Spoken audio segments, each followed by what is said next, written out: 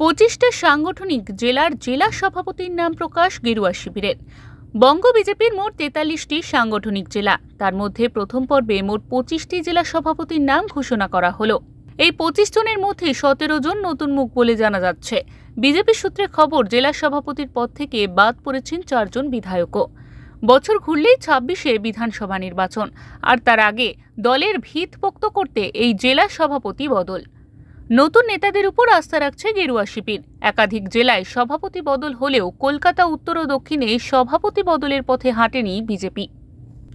সভাপতি বাছাইয়ের ক্ষেত্রে সংঘ ঘনিষ্ঠরা বেশি গুরুত্ব পেয়েছে বলেই মনে করছে অনেকে।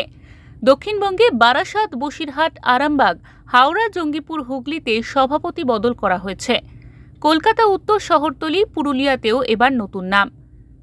উত্তর নদিয়া, শিলিগুড়ির মতো জেলাগুলিতে পুরনোতেই আস্থা রেখেছে দল। বিজেপির আসানসোল সাংগঠনিক জেলার নতুন সভাপতি হলেন দেবতনু ভট্টাচার্য। শনিবার বিজেপির আসানসোল জেলা কার্যালয়ে নতুন জেলা সভাপতিকে গেরুয়া আবির মাখিয়ে এবং ফুলের মালা পরিয়ে সংবর্ধনা দিলেন বিজেপির নেতৃত্বরা। এক বছর আগে আপনি এখানে জেলা সভাপতি পদে দায়িত্ব পেলেন, কতটা কঠিন হতে পারে?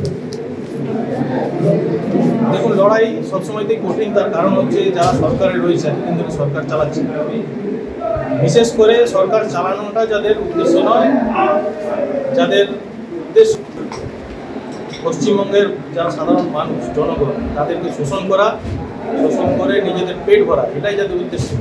বিজেপির পুরুলিয়া জেলার সভাপতির দায়িত্বে শঙ্কর মাহাতো।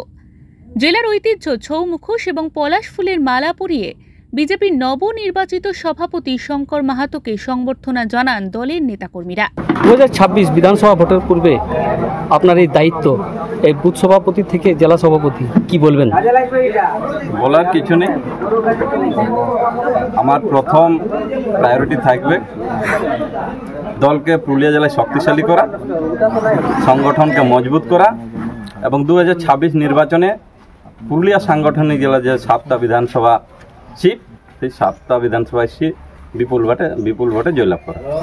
নদিয়ার কৃষ্ণনগর সাংগঠনিক জেলার সভাপতি ছিলেন অর্জুন বিশ্বাস। ফের অর্জুনের উপরেই বিশ্বাস রেখেছে বিজেপি। শনিবার বিজেপির কার্যালয়ে সভাপতিকে গলায় ফুলের মালা পরিয়ে সংবর্ধনা জানান দলীয় কর্মী সমর্থকেরা। পুনরায় নদিয়া উত্তর সাংগঠনিক জেলার দ্বিতীয়বারের জন্য আমাকে ভারতীয় জনতা পার্টির সভাপতি নির্বাচিত করা হয়েছে। এতে আমার যেমন ভালো লাগছে, সেরকম আমার দীর্ঘদিনের যারা কার্যকর্তা আমার সঙ্গে 2021 সালে যারা একসঙ্গে আমরা কাজ করছি, তাদের আজকে খুব আনন্দের দিন। নদিয়ার কৃষ্ণনগর সাংগঠনিক জেলা সভাপতি বদল না করলেও জলপাইগুড়ি বিজেপির সাংগঠনিক জেলা সভাপতি বদলের পথে হাঁটে বিজেপি। বাপি গোস্বামীকে সরিয়ে দলের গ্রামীণ কর্মী শ্যামল রায়কে সভাপতি করা হয়। আমাকে একজন সাধারণ কার্যকর্তা থেকে একটা গুরু দায়িত্ব দিয়েছে। জলপাইগুড়ি জেলা বিজেপির সভাপতি হিসেবে দায়িত্বভার অর্পণ করেছে। আর এই দায়িত্ব ভার নিয়ে আগামী 26-এ যে পশ্চিমবঙ্গে যে পরবর্তী কাজ কি করবেন, পশ্চিমবঙ্গে যে ভোট আছে, আর এই ভোট হচ্ছে বাংলাকে পুনরুদ্ধার করবার ভোট। বিজেপি সূত্রে খবর, চলতি মাসেই বাকি জেলার সভাপতির নাম ঘোষণা হবে।